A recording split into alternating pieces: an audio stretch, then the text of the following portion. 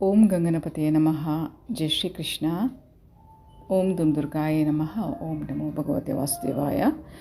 ಇಂದಿನ ಈ ವಿಡಿಯೋದಲ್ಲಿ ಭಗವದ್ಗೀತೆ ಅಧ್ಯಾಯ 15 ಪುರುಷೋತ್ತಮ ಯೋಗ ಇದರ ಶ್ಲೋಕ 16ರಿಂದ 20ರವರೆಗೆ ಕವರ್ ಮಾಡಲಿಕ್ಕಿದ್ದೇವೆ.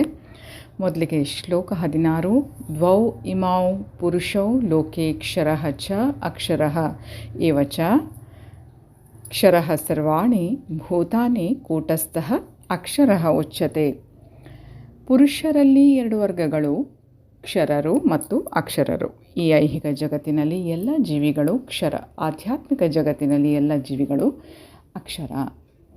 ಅಂದರೆ ಆಗಲೇ ವಿವರಿಸಿದ ಹಾಗೆ ವ್ಯಾಸದೇವರಾಗಿ ತನ್ನ ಅವತಾರದಲ್ಲಿ ಪ್ರಭು ವೇದಾಂತ ಸೂತ್ರಗಳನ್ನು ಸಂಗ್ರಹಿಸಿದನು. ಪ್ರಭು ಸಂಕ್ಷೇಪವಾಗಿ ವೇದಾಂತ ಸೂತ್ರದ ತಿರುಳನ್ನು ಇಲ್ಲಿ ಕೊಡುತ್ತಿದ್ದಾನೆ.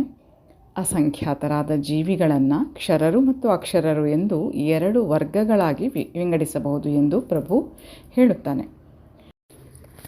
ಜೀವಿಗಳು ದೇವೋತ್ತಮ ಪರಮಪುರುಷನಿಂದ ಶಾಶ್ವತವಾಗಿ ಬೇರೆಯಾದ ವಿಭಿನ್ನಾಂಶಗಳು. ಅವರು ಐಹಿಕ ಜಗತ್ತಿನೊಡನೆ ಸಂಪರ್ಕ ಪಡೆದಾಗ ಅವರನ್ನು ಜೀವಭೂತ ಎಂದು ಕರೆಯಲಾಗುವುದು.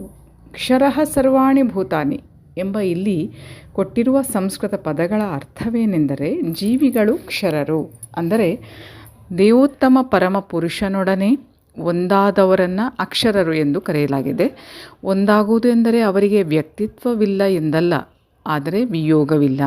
ಅವರೆಲ್ಲ ಸೃಷ್ಟಿಯ ಉದ್ದೇಶಕ್ಕೆ ಹೊಂದಿಕೊಂಡವರು. ನಿಜ, ಆಧ್ಯಾತ್ಮಿಕ ಜಗತ್ತಿನಲ್ಲಿ ಸೃಷ್ಟಿ ಎನ್ನುವುದಿಲ್ಲ. ಆದರೆ ವೇದಾಂತ ಸೂತ್ರದಲ್ಲಿ ಹೇಳಿರುವ ಹಾಗೆ ದೇವೋತ್ತಮ ಪರಮ ಪುರುಷನು ಮೂಡಿ ಬರುವ ಎಲ್ಲದಕ್ಕೂ ಮೂಲವಾದದ್ದರಿಂದ ಆ ಪರಿಕಲ್ಪನೆಯನ್ನು ವಿವರಿಸಿದೆ. ದೇವೋತ್ತಮ ಪರಮ ಪುರುಷನಾದ ಶ್ರೀಕೃಷ್ಣನ ಮಾತಿನಂತೆ ಜೀವಿಗಳಲ್ಲಿ 2 ವರ್ಗಗಳು. ಇದಕ್ಕೆ ವೇದಗಳಲ್ಲಿ ಸಾಕ್ಷ್ಯ ಇದೆ. ಆದ್ದರಿಂದ ಈ ವಿಷಯದಲ್ಲಿ ಸಂದೇಹ ಇಲ್ಲ. ಈ ಲೋಕದಲ್ಲಿ ಮನಸ್ಸು ಮತ್ತು ಪಂಚೇಂದ್ರಿಯಗಳೊಡನೆ ಸೆಣಸುತ್ತಿರುವ ಜೀವಿಗಳಿಗೆ ಐಹಿಕ ಶರೀರಗಳಿವೆ. ಈ ಶರೀರಗಳು ಬದಲಾಗುತ್ತಾ ಇರುತ್ತವೆ. ಜೀವಿಯು ಬದ್ಧನಾಗಿರುವವರೆಗೆ ಜಡ ವಸ್ತುವಿನೊಡನೆ ಸಂಬಂಧದಿಂದ ಅವನ ದೇಹ ಬದಲಾವಣೆ ಹೊಂದುತ್ತಾ ಇರುತ್ತದೆ. ಜಡವಸ್ತು ಬದಲಾಗುತ್ತಿರುತ್ತದೆ, ಆದ್ದರಿಂದ ಜೀವಿಯು ಬದಲಾಗುತ್ತಿರುವಂತೆ ಕಾಣುತ್ತದೆ. ಆದರೆ ಆಧ್ಯಾತ್ಮಿಕ ಜಗತ್ತಿನಲ್ಲಿ ದೇಹವು ಜಡವಸ್ತುವಿನಿಂದ ಆಗಿರುವುದಿಲ್ಲ, ಆದ್ದರಿಂದ ಬದಲಾವಣೆ ಇಲ್ಲ. ಐಹಿಕ ಜಗತ್ತಿನಲ್ಲಿ ಜೀವಿಯು 6 ಬದಲಾವಣೆಗಳನ್ನು ಹೊಂದುತ್ತಾನೆ. ಹುಟ್ಟು, ಬೆಳವಣಿಗೆ, ಕಾಲಾವಧಿ, ಸಂತಾನೋತ್ಪತ್ತಿ, ಕ್ಷಯಿಸುವುದು ಮತ್ತು ಕಣ್ಮರೆ ಆಗುವುದು. ಇವು ಐಹಿಕ ಶರೀರದ ಬದಲಾವಣೆಗಳು. ಆದರೆ ಆಧ್ಯಾತ್ಮಿಕ ಜಗತ್ತಿನಲ್ಲಿ ದೇಹಕ್ಕೆ ಬದಲಾವಣೆ ಇಲ್ಲ. ಅದಕ್ಕೆ ಮುಪ್ಪಿಲ್ಲ, ಹುಟ್ಟಿಲ್ಲ, ಸಾವಿಲ್ಲ. ಅಲ್ಲಿ ಎಲ್ಲವೂ ಏಕತೆಯಲ್ಲಿ ಇರುತ್ತದೆ. ಕ್ಷರಃ ಸರ್ವಾಣಿ ಭೂತಾನಿ, ಮೊಟ್ಟಮೊದಲು ಸೃಷ್ಟಿಯಾದ ಬ್ರಹ್ಮನಿಂದ ಪ್ರಾರಂಭಿಸಿ ಸಣ್ಣ ಇರುವೆಯವರೆಗೆ ಜಡವಸ್ತುವಿನೊಡನೆ ಸಂಪರ್ಕ ಪಡೆದ ಯಾವುದೇ ಜೀವಿ ತನ್ನ ದೇಹವನ್ನು ಬದಲಾಯಿಸುತ್ತಾ ಇರುತ್ತದೆ. ಅವರೆಲ್ಲರೂ ಕ್ಷರರು. ಆದರೆ ಆಧ್ಯಾತ್ಮಿಕ ಜಗತ್ತಿನಲ್ಲಿ ಅವರೆಲ್ಲರೂ ಏಕತ್ವದಲ್ಲಿ ಮುಕ್ತರಾದವರು. ಶ್ಲೋಕ 17. ಉತ್ತಮಃ ಪುರುಷಃ ತು ಅನ್ಯಃ ಪರಮ ಆತ್ಮ ಇತಿ ಉದಾಹೃತಃ ಯಹ ಲೋಕತ್ರಯಂ ಆವಿಶ್ಯ ಬಿಭರ್ತಿ ಅವ್ಯಯಃ ಈಶ್ವರಃ. ಇವರಿಬ್ಬರಲ್ಲದೆ ಅತ್ಯುತ್ತಮನಾದ ಜೀವಂತ ವ್ಯಕ್ತಿಯಾದ ಪರಮಾತ್ಮನು ಸ್ವತಃ ವಿನಾಶಿ. ಅವನು 3 ಜಗತ್ತುಗಳನ್ನು ಪ್ರವೇಶಿಸಿದ್ದಾನೆ ಮತ್ತು ಅವುಗಳನ್ನು ಪಾಲಿಸುತ್ತಿದ್ದಾನೆ. ಈ ಶ್ಲೋಕದ ಅರ್ಥವನ್ನು ಕಠ ಉಪನಿಷತ್ತಿನಲ್ಲಿ ಮತ್ತು ಶ್ವೇತಾಶ್ವತರ ಉಪನಿಷತ್ತಿನಲ್ಲಿ ಸೊಗಸಾಗಿ ವಿವರಿಸಲಾಗಿದೆ. ಅಸಂಖ್ಯಾತ ಜೀವಿಗಳಲ್ಲಿ ಕೆಲವರು ಬದ್ಧರು, ಇನ್ನು ಕೆಲವರು ಮುಕ್ತರು. ಇವರ ಮೇಲೆ ಪರಮಾತ್ಮನಾದ ಪರಮ ಪುರುಷನಿದ್ದಾನೆ ಎಂದು ಅಲ್ಲಿ ಸ್ಪಷ್ಟವಾಗಿ ಹೇಳಿದೆ. ಉಪನಿಷತ್ತಿನ ಪಂಕ್ತಿ ಇದು. ನಿತ್ಯೋ ನಿತ್ಯಾನಾಂ ಚೇತನಾನಾಂ. ಇದರ ಭಾವಾರ್ಥ ಹೀಗಿದೆ: ಬದ್ಧರಾದ ಮತ್ತು ಮುಕ್ತರಾದ ಎಲ್ಲ ಜೀವಿಗಳಲ್ಲಿ ಒಬ್ಬ ಪರಮ ಜೀವಂತ ಪುರುಷನಿದ್ದಾನೆ. ಅವನು ದೇವೋತ್ತಮ ಪರಮಪುರುಷ. ಅವನು ಅವರನ್ನು ಪಾಲಿಸುತ್ತಾನೆ ಮತ್ತು ಅವರ ಬೇರೆ ಬೇರೆ ಕರ್ಮಗಳಿಗೆ ಅನುಗುಣವಾಗಿ ಭೋಗಕ್ಕೆ ಎಲ್ಲ ಅನುಕೂಲಗಳನ್ನು ಕೊಡುತ್ತಾನೆ. ಆ ದೇವೋತ್ತಮ ಪರಮಪುರುಷನು ಪ್ರತಿಯೊಬ್ಬರ ಹೃದಯದಲ್ಲಿಯೂ ಪರಮಾತ್ಮನಾಗಿದ್ದಾನೆ. ಅವನನ್ನು ಅರ್ಥ ಮಾಡಿಕೊಳ್ಳುವ ವಿವೇಕಿಯು ಪರಿಪೂರ್ಣ ಶಾಂತಿಯನ್ನು ಪಡೆಯಲು ಅರ್ಹನು, ಇತರರು ಅರ್ಹರಲ್ಲ. ಶ್ಲೋಕ 18. ಯಸ್ಮಾತ್ ಕ್ಷರಂ ಅತೀತಃ ಅಹಂ ಅಕ್ಷರಾತ್ ಅಪಿ ಚ ಉತ್ತಮಃ ಆತಃ ಅಸ್ಮಿ ಲೋಕೆ ವೇದೆ ಚ ಪ್ರತಿತಃ ಪುರುಷ ಉತ್ತಮ. ನಾನು ಕ್ಷರ ಮತ್ತು ಅಕ್ಷರಗಳಿಗೆ ಅತೀತನು ಮತ್ತು ಅತ್ಯುತ್ತಮನು. ಆದ್ದರಿಂದ ಪ್ರಪಂಚವು ವೇದಗಳು ಪುರುಷೋತ್ತಮನೆಂದು ನನ್ನನ್ನು ಪ್ರಾರ್ಥನೆ ಮಾಡುತ್ತವೆ. ದೇವೋತ್ತಮ ಪರಮಪುರುಷನಾದ ಕೃಷ್ಣನನ್ನು ಬದ್ಧಾತ್ಮನಾಗಲಿ ಮುಕ್ತಾತ್ಮನಾಗಲಿ ಮೀರಲಾರರು.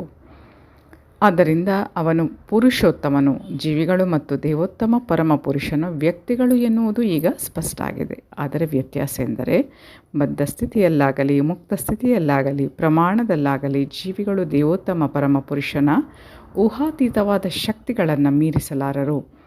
ಪರಮಪ್ರಭು ಜೀವಿಗಳು ಒಂದೇ ಮಟ್ಟದವರು ಅಥವಾ ಎಲ್ಲ ರೀತಿಯಲ್ಲಿಯೂ ಸಮಾನರು ಎಂದು ಯೋಚಿಸುವುದು ತಪ್ಪಾಗುತ್ತದೆ. ಅವರ ವ್ಯಕ್ತಿತ್ವಗಳಲ್ಲಿ ಮೇಲು ಕೀಳುಗಳ ಪ್ರಶ್ನೆ ಇದೆ. ಉತ್ತಮ ಎನ್ನುವ ಪದ ಬಹು ಅರ್ಥವತ್ತಾದದ್ದು. ದೇವೋತ್ತಮ ಪರಮ ಪುರುಷನನ್ನು ಯಾರೂ ಮೀರಿಸಲಾರರು. ಲೋಕೆ ಎನ್ನುವ ಪದಕ್ಕೆ ಪೌರುಷ ಆಗಮಗಳಲ್ಲಿ ಎಂದರ್ಥ. ನಿರುಕ್ತಿ ನಿಘಂಟಿನಲ್ಲಿ ದೃಢಪಡಿಸಿದ ಹಾಗೆ ಲೋಕ್ಯತೆ ವೇದಾರ್ಥೋ ಅನೇನ ವೇದಗಳ ಉದ್ದೇಶವನ್ನು ಸ್ಮೃತಿ ಧರ್ಮಗ್ರಂಥಗಳಲ್ಲಿ ವಿವರಿಸಿದೆ. ಅಂತರ್ಯಾಮಿ ಪರಮಾತ್ಮನಾಗಿ ಪರಮ ಪ್ರಭುವನ್ನು ವೇದಗಳಲ್ಲಿಯೇ ವರ್ಣಿಸಿದೆ. ಈ ಕೆಳಗಿನ ಶ್ಲೋಕ ವೇದಗಳಲ್ಲಿದೆ.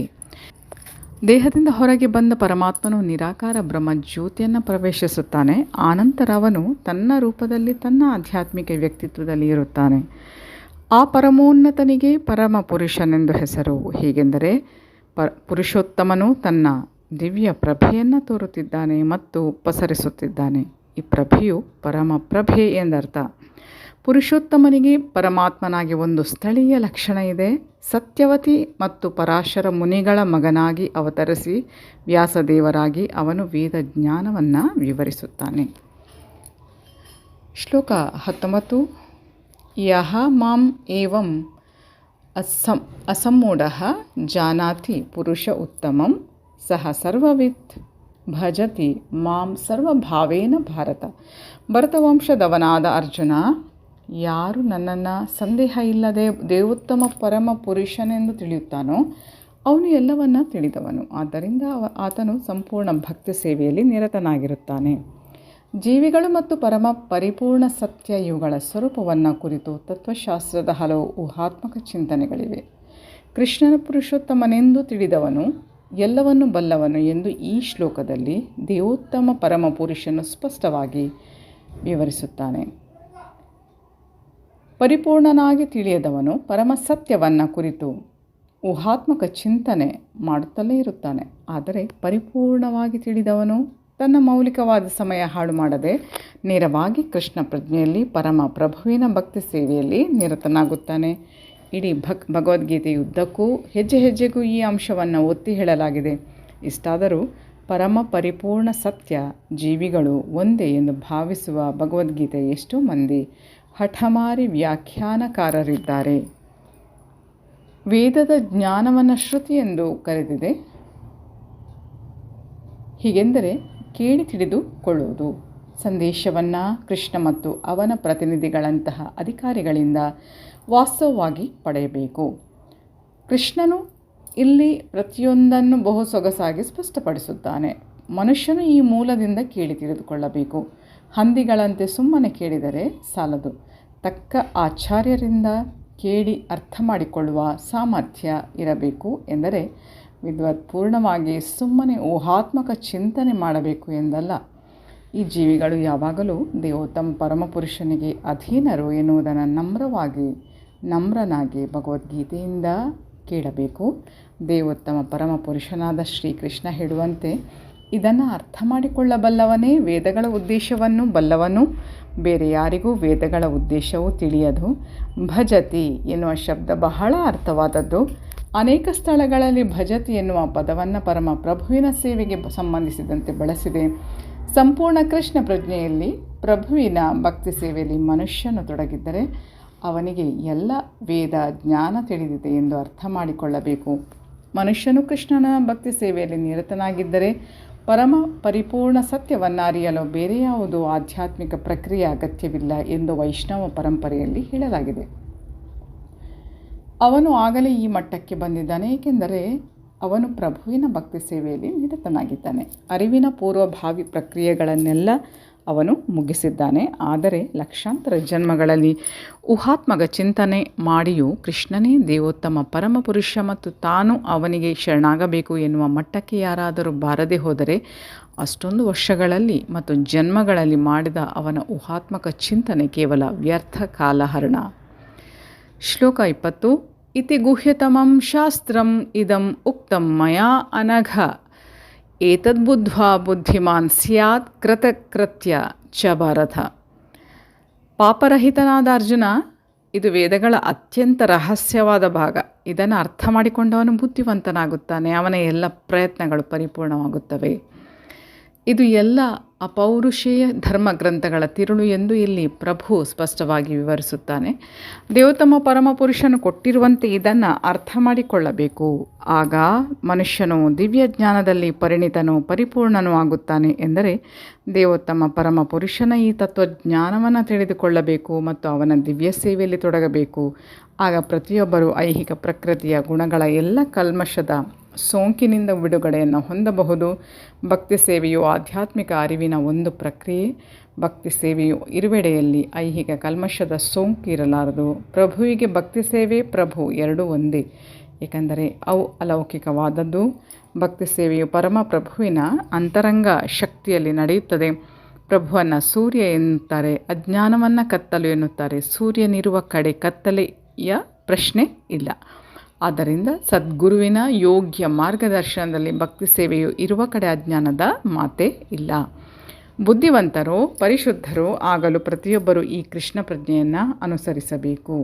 ಭಕ್ತಿ ಸೇವೆಯಲ್ಲಿ ತೊಡಗಬೇಕು. ಕೃಷ್ಣನನ್ನು ಅರ್ಥ ಮಾಡಿಕೊಂಡು ಭಕ್ತಿ ಸೇವೆಯಲ್ಲಿ ನಿರತರಾಗುವ ಈ ಸ್ಥಿತಿಗೆ ಮನುಷ್ಯ ಬರಬೇಕು. ಹಾಗಲ್ಲದೆ ಯಾವುದೋ ಸಾಮಾನ್ಯ ಮನುಷ್ಯನ ದೃಷ್ಟಿಯಲ್ಲಿ ಅವನು ಎಷ್ಟೇ ಬುದ್ಧಿವಂತನಾದರೂ ಆತನಿಗೆ ಪರಿಪೂರ್ಣ ಬುದ್ಧಿ ಇಲ್ಲ. ಅರ್ಜುನನನ್ನು ಅನಘ ಎಂದು ಸಂಬೋಧಿಸಲಾಗಿದೆ. ಇದು ಅರ್ಥವತ್ತಾಗಿದೆ. ಅನಘ ಎಂದರೆ ಪಾಪರಹಿತ. ಮನುಷ್ಯನು ಎಲ್ಲ ಪಾಪಮಯ ಪ್ರತಿಕ್ರಿಯೆಗಳಿಂದ ಮುಕ್ತನಾಗದಿದ್ದರೆ ಕೃಷ್ಣನನ್ನು ಅರ್ಥ ಮಾಡಿಕೊಳ್ಳುವುದು ಕಷ್ಟ. ಮನುಷ್ಯನು ಎಲ್ಲ ಕಲ್ಮಶದ ಸೋಂಕಿನಿಂದ ಎಲ್ಲ ಪಾಪಕರ್ಮದಿಂದ ಮುಕ್ತನಾಗಬೇಕು. ಆಗ ಅವನಿಗೆ ಅರ್ಥ ಆಗುತ್ತೆ. ಆದರೆ ಭಕ್ತಿ ಸೇವೆಯ ಪರಿಶುದ್ಧತೆ ಮತ್ತು ಶಕ್ತಿ ಎಷ್ಟು ಎಂದರೆ ಮನುಷ್ಯನು ಭಕ್ತಿ ಸೇವೆಯಲ್ಲಿ ತೊಡಗಿದನೆಂದರೆ ಅವನು ತಂತಾನೇ ಪಾಪರಹಿತನಾಗುತ್ತಾನೆ. ಪೂರ್ಣ ಕೃಷ್ಣ ಪ್ರಜ್ಞೆಯಲ್ಲಿ ಪರಿಶುದ್ಧ ಭಕ್ತರ ಸಹವಾಸದಲ್ಲಿ ಭಕ್ತಿ ಸೇವೆಯನ್ನು ಮಾಡುತ್ತಿರುವಾಗ ಕೆಲವು ಅಂಶಗಳನ್ನು ಸಂಪೂರ್ಣವಾಗಿ ಗೆಲ್ಲುವುದು ಅಗತ್ಯ. ಬಹುಮುಖ್ಯವಾದ ಸಂಗತಿ ಎಂದರೆ ಮನುಷ್ಯನು ಹೃದಯದ ದೌರ್ಬಲ್ಯವನ್ನು ಗೆಲ್ಲಬೇಕು. ಐಹಿಕ ಪ್ರಕೃತಿಯ ಮೇಲೆ ಯಜಮಾನಿಕೆ ನಡೆಸುವ ಬಯಕೆಯಿಂದ ಮೊದಲನೆಯ ಪತನವಾಗುತ್ತದೆ. ಇದರಿಂದ ಮನುಷ್ಯನು ಪರಮಪ್ರಭುವಿನ ಪ್ರೇಮಪೂರ್ವಕ ದಿವ್ಯ ಸೇವೆಯನ್ನು ಬಿಟ್ಟುಬಿಡುತ್ತಾನೆ. ಎರಡನೆಯ ಹೃದಯ ದೌರ್ಬಲ್ಯವೆಂದರೆ ಐಹಿಕ ಪ್ರಕೃತಿಯ ಮೇಲೆ ಯಜಮಾನಿಕೆಯನ್ನು ನಡೆಸುವ ಪ್ರವೃತ್ತಿಯನ್ನು ಬೆಳೆಸಿಕೊಂಡಂತೆ ಮನುಷ್ಯನು ಜಡವಸ್ತುವಿನಲ್ಲಿ ಮತ್ತು ಅದರ ಗಳಿಕೆಯಲ್ಲಿ ಆಸಕ್ತಿ ಹೊಂದುತ್ತಾನೆ. ಐಹಿಕ ಅಸ್ತಿತ್ವದ ಸಮಸ್ಯೆಗಳಿಗೆ ಹೃದಯದ ಈ ದೌರ್ಬಲ್ಯಗಳೇ ಕಾರಣ. ಈ ಅಧ್ಯಾಯದಲ್ಲಿ ಮೊದಲ 5 ಶ್ಲೋಕಗಳು ಈ ಹೃದಯ ದೌರ್ಬಲ್ಯಗಳಿಂದ ಬಿಡುಗಡೆ ಪಡೆಯುವ ಪ್ರಕ್ರಿಯೆಯನ್ನು ವರ್ಣಿಸುತ್ತವೆ. 6ನೇ ಶ್ಲೋಕದಿಂದ ಕೊನೆಯವರೆಗೆ ಅಧ್ಯಾಯದ ಭಾಗವು ಪುರುಷೋತ್ತಮ ಯೋಗವನ್ನು ಚರ್ಚಿಸುತ್ತದೆ. ಮೈ ಡಿಯರ್ ಫ್ರೆಂಡ್ಸ್, ಇಲ್ಲಿಗೆ ಶ್ರೀಮದ್ ಭಗವದ್ಗೀತೆಯ ಪುರುಷೋತ್ತಮ ಯೋಗ ಎನ್ನುವಂತಹ 15ನೆಯ ಅಧ್ಯಾಯದ ಭಕ್ತಿ ವೇದಾಂತ ಭಾವಾರ್ಥ ಮುಗಿಯುತ್ತದೆ. ತಮ್ಮನ್ನು ಮುಂದಿನ ಅಧ್ಯಾಯದೊಂದಿಗೆ ಮತ್ತೆ ಭೇಟಿಯಾಗ್ತೇನೆ. ಅಲ್ಲಿಯವರೆಗೆ ಧನ್ಯವಾದಗಳು. Please take care. Have a good day. ಜೈ ಶಿವಶಕ್ತಿ, ಜೈ ಮಾ ಕಾಳಿ, ಜೈ ಶ್ರೀಕೃಷ್ಣ. ಶ್ರೀಕೃಷ್ಣ ಅರ್ಪಣಮಸ್ತು. Thank you.